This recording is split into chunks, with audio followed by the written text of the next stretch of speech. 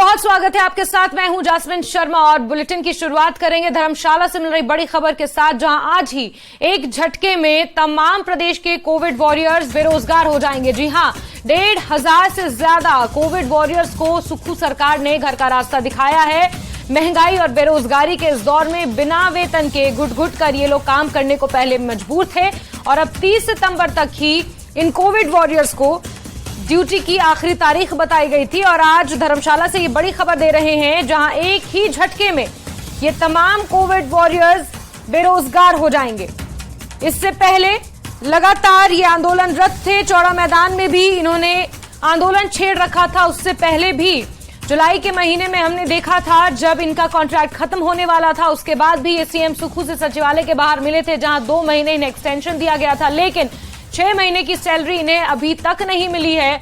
और ऐसे में आज इनकी नौकरी का आखिरी दिन है और आज से इन्हें घर का रास्ता दिखाया जाएगा। इसी के मद्देनजर तमाम कोविड वॉरियर्स प्रदेश के अलग अलग हिस्सों से लामबंद हुए हैं। इससे पहले विधानसभा के सत्र के दौरान चौड़ा मैदान में इन्होंने विरोध प्रदर्शन भी किया था। सरकार के खिलाफ नारेबाजी भी वहां पर देखने को मिली थी। और आज बड़ी खबर निकलकर सामने आई है, जहां सुक्खू सरकार ने कोरोना कोविड वॉरियर्स को घर का रास्ता दिखाया है।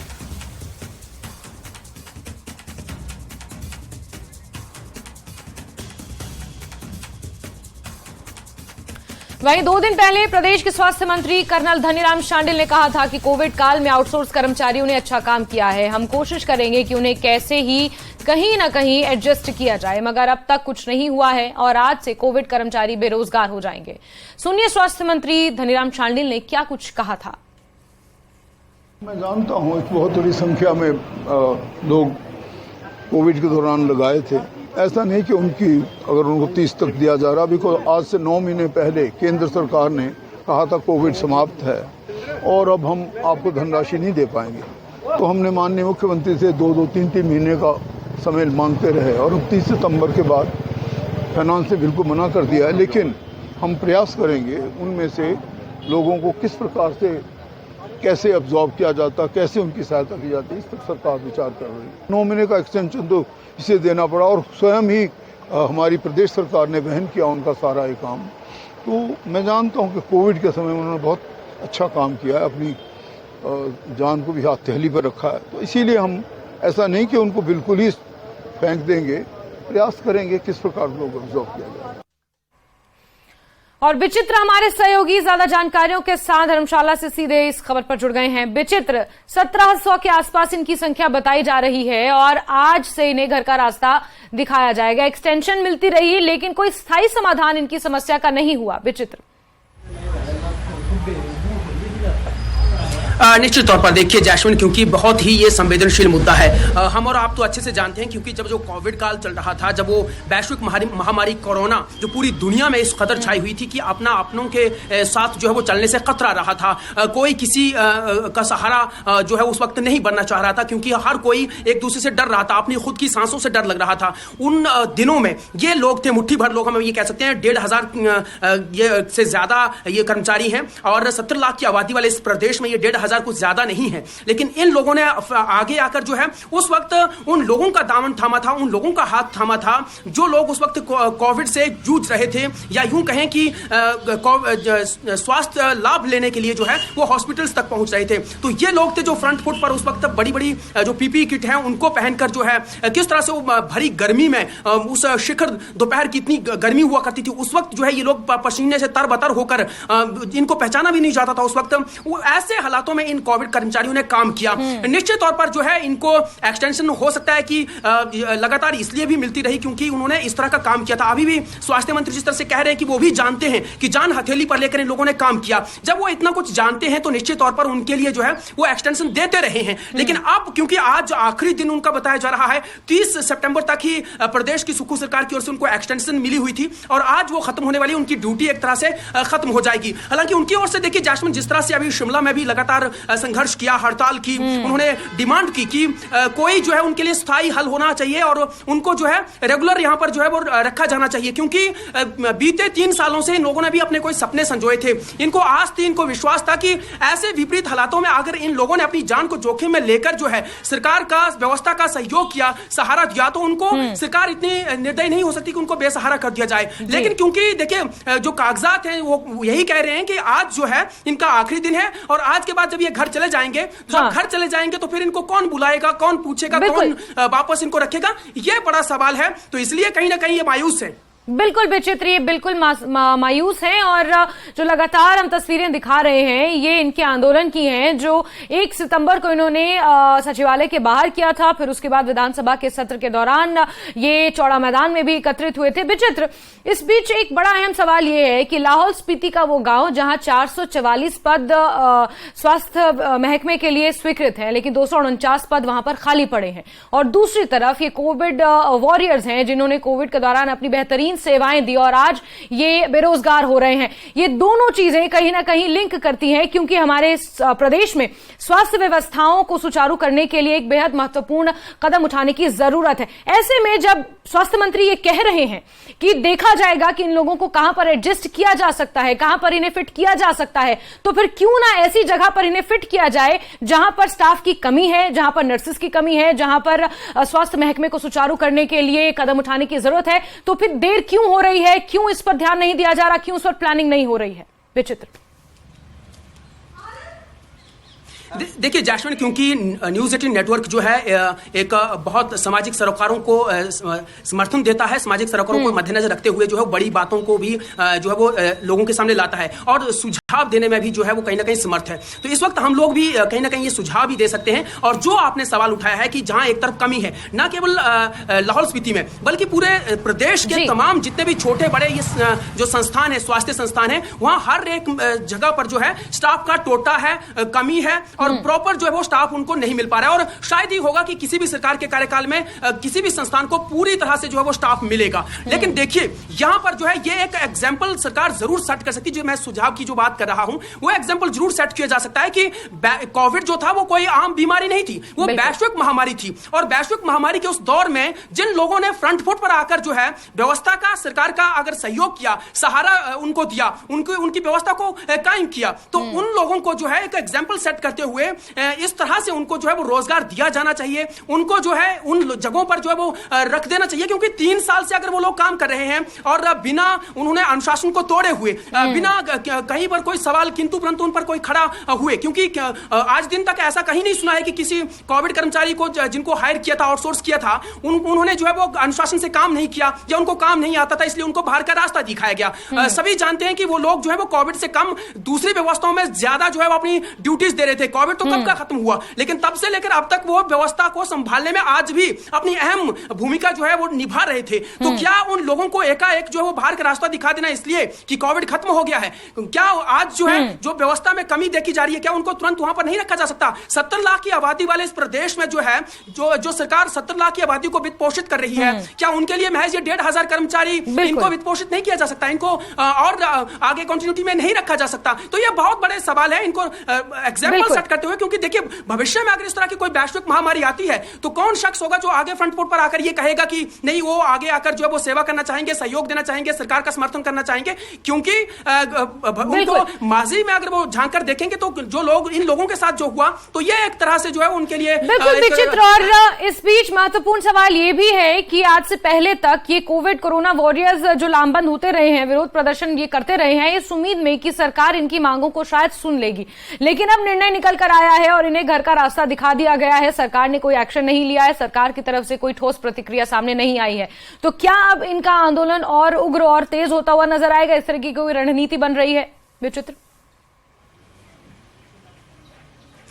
देखिए जैस्मिन, एक तो हम यहाँ पर एक बात कहना चाहेंगे कि अभी ये जो कर्मचारी हैं जो आज से बेघर हो रहे हैं, निश्चित तौर पर देखिए, क्या मैं, क्या आप और क्या कोई भी जिसकी जॉब जो 3-3 साल से कहीं भी काम कर रहे हैं और एकाएक जो है वो बेघर यानी बेसहारा हो जाए, बेरोजगार हो जाए, तो उनके दिलो दिमाग पर क्या गुजरेगी, ये वाकयात वही बयां कर सकते हैं जिनके साथ इस तरह का होता है। देखिए अभी की अगर बात करें तो ये बहुत दुखदाई है, हम नहीं जानते और ना हम न्यूज 18 इस पर जो है वो मुहर लगाता है कि ये जो हुआ है वो वैसे ही हुआ। अभी कांगड़ा में 3 युवाओं की जो है वो संदिग्ध हालातों में मौत हुई है। कहा यह जा रहा है, परिजनों का यह आरोप है कि वो डिप्रेशन का शिकार थे। डिप्रेशन, और ये कौन लोग थे? ये वो लोग थे जो कोविड महामारी के दौरान जो वो काम कर रहे थे, बीते 3-3 साल से जो है वो सरकार का सहयोग कर रहे थे, स्वास्थ्य महकमे को सहारा दे रहे थे, व्यवस्था को कायम करने में जुटे हुए थे। उनकी जो है वो संदिग्ध हालातों में मौत हुई है, चाहे वो खुदकुशी कही जा रही हो, चाहे वो रोड एक्सीडेंट्स कहा जा रहा हो, या चाहे कुछ भी है। लेकिन अभी ये कांगड़ा की मैं बात कर रहा हूं, बाकी प्रदेश में क्या हालात हैं वो एक अलग सिनेरियो है, उनकी भी जानकारी जो है वो है। और ये विडंबना है जहां एक तरफ स्वास्थ्य मंत्री ये कह रहे हैं, खुद अपनी जबान से हमने उनकी बाइट सुनाई कि देखा जाएगा कि कहां इन्हें एडजस्ट किया जाए, इन्होंने बेहतरीन काम किया है, वहीं दूसरी तरफ इन्हें आज नौकरी से निकाला जा रहा है, इन्हें बेरोजगार किया जा रहा है इस महंगाई के दौर में। तो फिर किस तरीके से ये पूरी व्यवस्था चलेगी, ये भी बड़ा सवाल है। और फिर ये जो कोरोना वॉरियर्स हैं, ये अपना आंदोलन किस तरीके से आगे उग्र करेंगे, ये देखना महत्वपूर्ण होगा। विचित्र, बहुत शुक्रिया हमसे जुड़ने के लिए और तमाम जानकारियों के लिए। और खबरों का सिलसिला जारी है, लेकिन वक्त एक छोटे से ब्रेक का।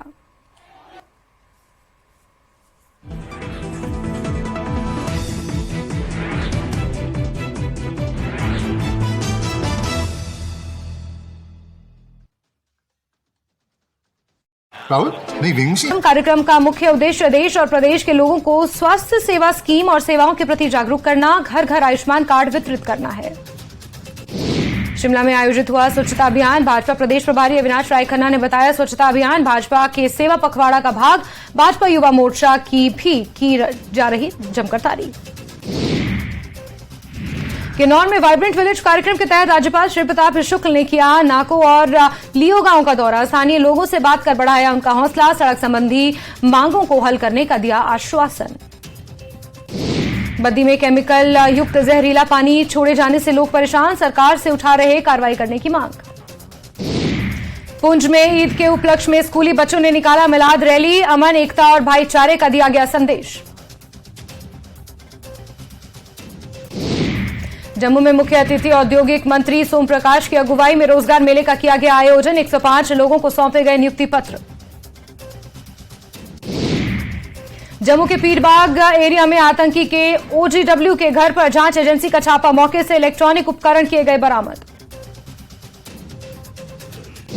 यूएन में इंडिया के पाकिस्तान को घेरने पर यूएन एम्बेसडर ने कहा वो कश्मीर गए हैं और पाकिस्तान की यात्रा में पीओके भी गए हैं। अब लिथियम सर्विस को लेकर महबूबा मुफ्ती ने सरकार को घेरा है और कहा कि उत्पादन हम करें और बिजली बाहरियों को दे दी जाती है और हमारे ही लोग अंधेरे में रहते हैं। बड़गाम पुलिस और सेना ने एक संयुक्त अभियान के तहत ईदगाह मोहल्ले बहरू में आजम बशीर वानी को गिरफ्तार किया। उसके कब्जे से 3 पिस्तौल और अन्य सामग्री बरामद की। पुंछ की मंडी तहसील में खाई में गिरी ऑल्टो कार, हादसे में 2 लोगों की मौत, एक बच्चा भी जख्मी। पुलवामा में शिक्षा विभाग की ओर से विद्यार्थियों को प्रोत्साहित किया गया। राजकीय कन्या उच्चतर कयूम नदवी ने नेत्रहीन छात्रा तहजीबा जान को अपने खर्च पर एक विशेष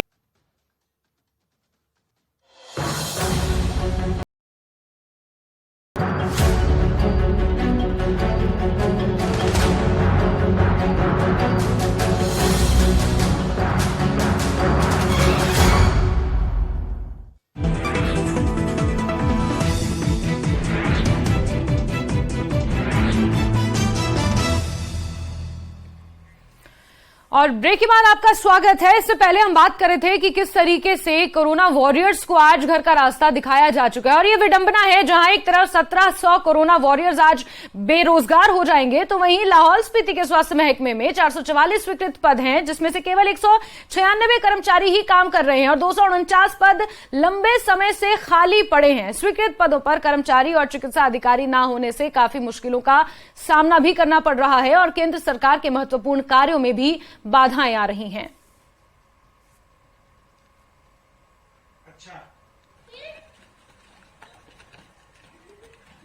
हाँ, अगर स्वास्थ्य विभाग में सबसे ज्यादा प्रॉब्लम जो है इस वक्त मेरे को ह्यूमन रिसोर्स से है, क्योंकि हमारे यहाँ ह्यूमन रिसोर्स की जो है काफी कमी है।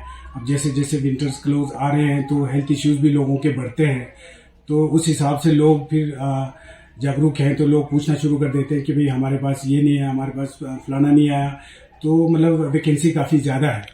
तो सबसे पहले तो मैं ये बोलना चाहूंगा कि भी जो हमारे प्रोग्राम ऑफिसर्स होते हैं, जो एक सीनियर ऑफिसर्स होते हैं, उनकी पोस्ट हमारी काफी खाली है। तो बाकी और डिपार्टमेंट्स में भी वार्ड सिस्टर्स, ये काफी सारे पोस्ट खाली हैं। हिमाचल के शिक्षा मंत्री रोहित ठाकुर ने केंद्र सरकार और भाजपा नेताओं पर अपनी कड़ी प्रतिक्रिया जाहिर की है और कहा है कि प्रदेश की सरकार अहम हिस्सा होने के नाते जहां तक उनकी जानकारी है कि उन्हें इतनी बड़ी त्रासदी में केंद्र से महज 200 करोड़ रुपए का पैकेज मिला है, जो कि ऊंट के मुंह में जीरे के समान है। भाजपा के लोग जिस प्रधानमंत्री ग्रामीण सड़क योजना के तहत 2,500 करोड़ रुपए की स्वीकृति दिलाने की बात कर रहे हैं, असल में उसकी डीपीआर तो मार्च अप्रैल में ही भेजी जा चुकी थी, जो कि केंद्र से हर राज्य की रिक्वायरमेंट रहती है। वहीं केंद्र ने कई राज्यों की प्रधानमंत्री ग्रामीण सड़क योजना फेज 3 की वो राशि पहले ही वितरित कर दी थी, मगर हिमाचल का वो पैकेज भी रोक लिया गया था, जो कि बेहद हैरान करने वाला विषय है। प्रदेश की जब ये अंतिम फिगर आएगा, अभी हमारे को मैं समझता हूँ 200 करोड़ मिला है, जो एक तरह से ऊंट के मुंह में जीरा है। और इस बात को लेकर मैंने स्टेटमेंट दी थी और जो बात की तथ्यों के आधार पे की है। एक इन्होंने कहा कि पीएमजीएसवाई की हमारी कोई 2,500 करोड़ की हमने स्वीकृति हिमाचल प्रदेश को दिलाई है। और मैं बताना चाहूंगा कि जो ये डीपीआरस थी ये आपकी मार्च अप्रैल में चलेगी थी। हालांकि बाकी स्टेट्स की आपने पीएमजीएसवाई फेज 3 की गवर्नमेंट ऑफ इंडिया ने सैंक्शन दे दी, हिमाचल की आपने रोक दी थी। क्या इनको सपना आया था कि जुलाई अगस्त में आपका ये इस तरह की आपदा आने वाली है, तब हम बाद में इसको गिनेंगे कि हमने 2,500 करोड़ दे दिया? तो ये सारी बातें मैं समझता हूँ तथ्यों से विपरीत है। जो इस एक तरह से इस आपदा के बाद एक कोई हमारे को राहत के रूप में कोई हिमाचल सरकार को पैसा मिला है, कोई 200 करोड़ है। इसके अलावा सारी बातें मैं समझता हूँ अखबारों तक सीमित है। कथनी और करनी किसकी कितनी है, वो जनता जनार्दन मैं समझता हूँ इन बातों को समझ चुकी है। ये हमारी पहली वचनबद्धता है और इसी बात को लेकर शीघ्र माननीय मुख्यमंत्री हमारा पैकेज लाएंगे, क्योंकि लगभग कोई 14,000 मकान मैं समझता हूँ काफी हद तक प्रभावित हुए, इसकी जद में आए हैं। 450 लोग की हमारी बहुमूल्य जाने गई है।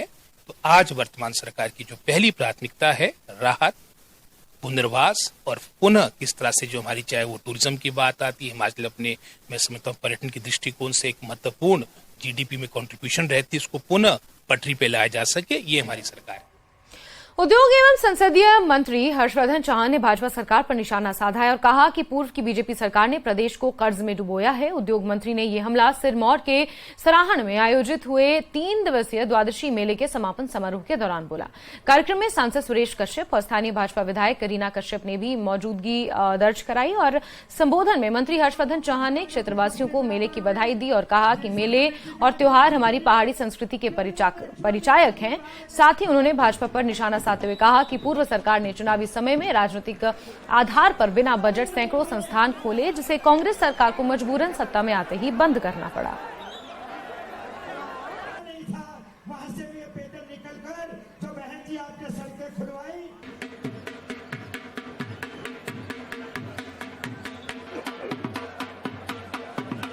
आज हमको हिमाचल प्रदेश में निवेशकों को, इंडस्ट्रियलिस्टों को हमको हिमाचल में लाना है। और मैंने आपका जो ये गिन्नी घाट वाला क्षेत्र है, आपका जो ये निचला वाला क्षेत्र है, हम कोशिश करेंगे यहाँ पर इस क्षेत्र को जो है हम इंडस्ट्रियल एरिया के रूप में जो है इसको विकसित करेंगे, ताकि आपके इस क्षेत्र में जो है उद्योग आए। और ये क्षेत्र जैसे बद्दी बरोटी वाला आज हिमाचल प्रदेश का इंडस्ट्रियल बेल्ट, इंडस्ट्री सबसे ज़्यादा वो है, वहाँ इस तरह का आपका इस क्षेत्र को स्थापित किया जाए। विशेष करके हमने जयराम जी से भी मांग की कि हमारी केंद्र सरकार से हमारी मदद करो, हिमाचल प्रदेश को पैसे की जरूरत है। मगर मुझे दुख है आपको बताते हुए कि उस सदन में जब वो प्रस्ताव लाया गया तो हमारे भारतीय जनता पार्टी के नेताओं ने उसका विरोध किया, उसका समर्थन नहीं किया। कि मेला जो मिलन का नाम है, राजनीति से ऊपर उठकर, क्योंकि ये किसी दल का मेला नहीं है, ये पछाड़ की जनता का मेला है, ये आप सबका मेला है। इसमें किसी प्रकार की राजनीति ना हो, मैं आपसे यही निवेदन करना चाहूंगा। सोलन में बीजेपी के प्रवक्ता शैलेंद्र गुप्ता ने सरकार पर आपदा प्रबंधन को लेकर निशाना साधा है। साथ ही सोलन के साथ सौतेला व्यवहार और पक्षपात करने का भी आरोप लगाया।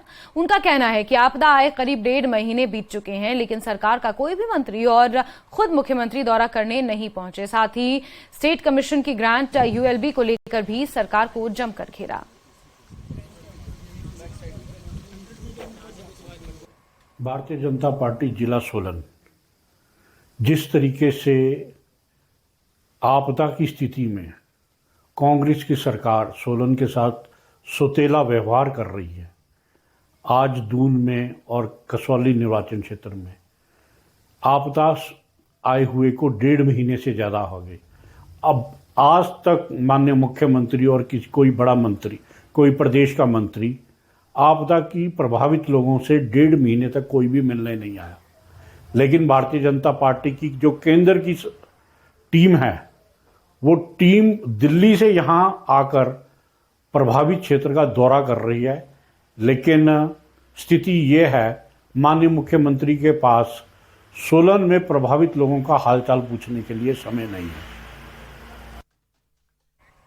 और राज्यपाल श्री प्रताप शुक्ल ने कहा कि हिमाचल में प्राकृतिक संसाधनों के दोहन का परिणाम और खतरनाक हो सकता है। उन्होंने कहा कि प्रकृति का संरक्षण जरूरी है।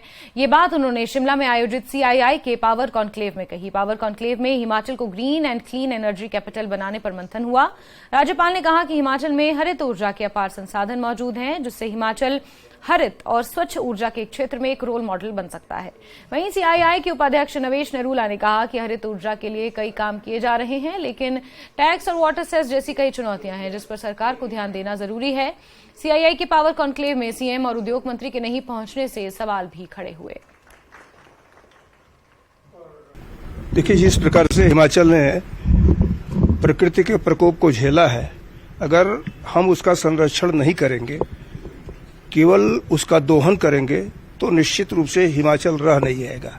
हिमाचल को अगर विस्तार देना है तो हमें विकास और प्रकृति का संरक्षण दोनों साथ लेकर के चलना है, और ये सभी कंपनीज को भी सोचना है, गवर्नमेंट को भी सोचना है। इसी के आधार पर हिमाचल रह पाएगा। तो मेरा यह मानना है कि जो बात मैंने कही है कि प्रकृति का संरक्षण हर परिस्थितियों में जरूरी है। प्रकृति को संतुलित विकास के आधार पर लेकर के चलने की आवश्यकता है। पर्यावरण प्रथम रहेगा तो विकास को हम अचीव कर लेंगे, पा लेंगे। अगर पर्यावरण नहीं रहेगा तो हम किस विकास को करेंगे? इस नाते विकास जरूरी है, लेकिन विकास के पहले पर्यावरण जरूरी है। देखिए, हमने कंक्लेव किया है just to promote clean and capital of clean and green energy.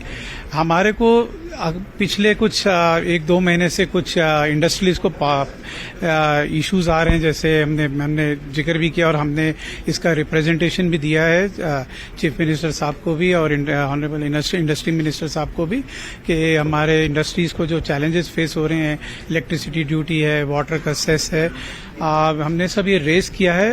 Hopefully government और इंडस्ट्रीज मिलके इसमें कुछ ऐसा सॉल्यूशन आएगा जो दोनों के लिए विन विन रहेगा।